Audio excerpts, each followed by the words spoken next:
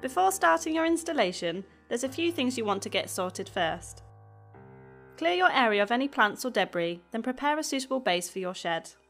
For this video, we're using a pressure-treated wooden framework to protect the shed from damp and insects. We would always recommend installing on a dry day with a minimum of 2 people.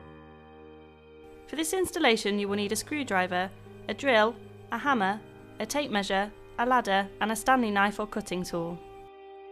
Start off by removing the transport blocks from each of the panels. They're nailed in, so give them a good knock with a hammer. Then place your floor panels over the base, making sure the bearers line up with the supports. Screw diagonally through each floor section into the framing of the other to join the 2 panels. We're fitting the doors first so that you can make sure that the hinges are level. Lay out your door gable flat on the ground and place the doors within the opening. Line them up flush with the frame and place the hinges at the top and the bottom so they line up with the framing nails. Make sure to pre-drill all screw holes throughout this installation. It can take time but will prevent unnecessary damage to the timber. Secure the hinges in place using 30mm screws and repeat for all 4. Start the main body of the installation with the rear gable and one of the sides to form an L-shaped join. Make sure the framing pieces are firmly together and flat on the floor. Secure the panels at the top, middle and bottom of the framing with screws, and repeat this for the opposite side. Attach the other side panel in the exact same method. You can now secure the door gable in the same way too, screwing at the top, middle and bottom of each side into the framing. With all the walls up, it's time to work on the roof. Place the ridge bars together and align the plate over the joint. Pre-drill for each of the holes and then screw through into the timber on all 3 sides. Place an L bracket at each end of the bar and secure with screws. Align this with the top of the apex and screw in place into the vertical framing.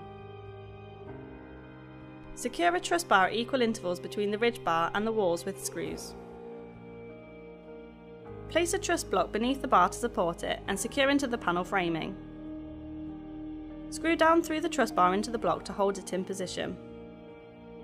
Repeat this for all 6 bars, making sure they are an equal distance between the panel frame.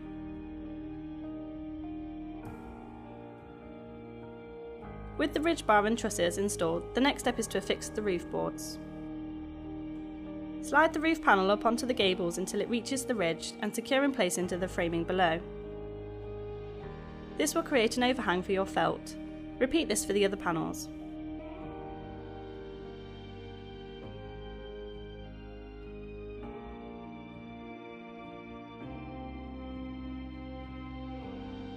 Place an eave support block between the 2 trusses and secure with screws. Repeat this for all 3 blocks. Slide an eaves frame under the edge of the roof board, making sure that it is flush at the end and sides. Secure the frames along the edge through the roof board and repeat on both sides of the shed. Now that the roof is on, you want to secure the framing of your building down to the floor to prevent any movement. Pre-drill and screw down into the framing at equal intervals using 50mm screws.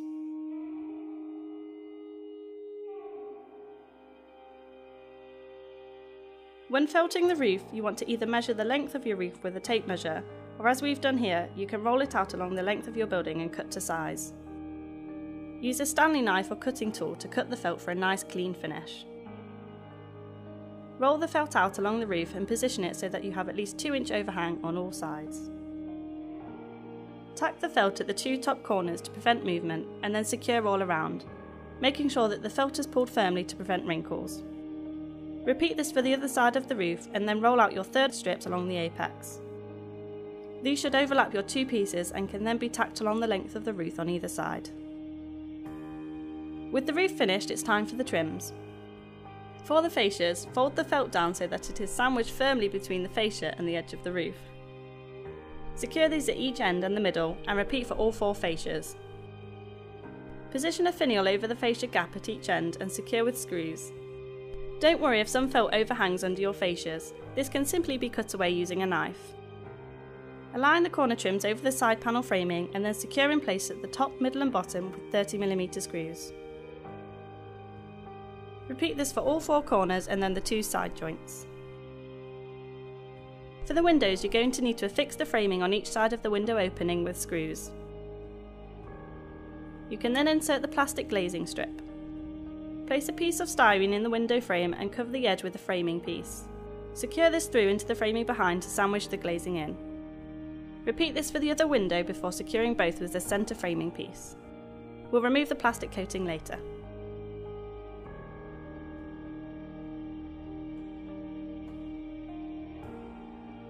Place the door blocks at the top, middle and bottom of one door, with another at the middle of the opposite door. A turn button can then be installed on the top and bottom blocks of the slave door.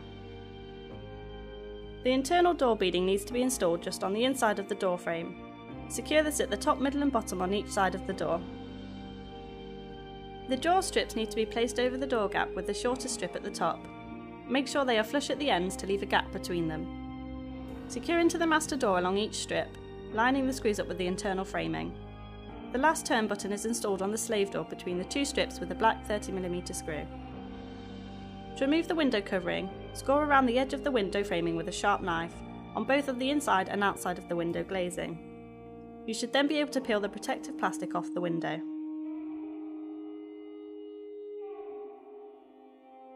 Now that your shed is installed, you want to treat it with a good quality timber preservative to keep it protected throughout the year.